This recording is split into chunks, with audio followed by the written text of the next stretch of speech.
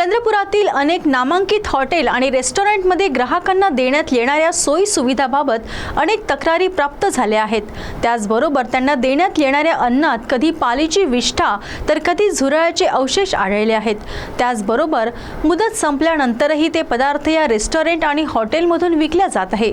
या संदर्भात सदर रेस्टॉरंट मालकाला विचारणा केली असता त्यांनी आम्ही मोठे वकील केले आहेत, त्यामुळे आमचं कोणीही वाकडं करू शकत नाही।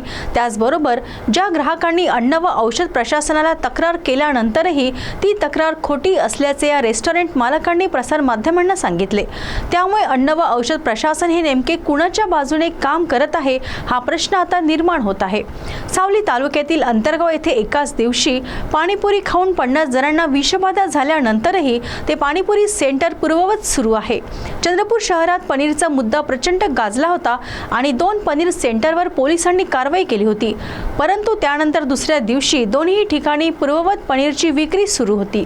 यामुळे ग्राहकांना आता जागरूक होऊन प्रत्येक हॉटेल आणि रेस्टॉरंटमध्ये सगळ्या खाद्यपदार्थांची चौकशी करूनच खाद्यपदार्थ खावे लागणार, अन्यथा त्यांच्या आरोग्याचा धोका निर्माण झाला आहे।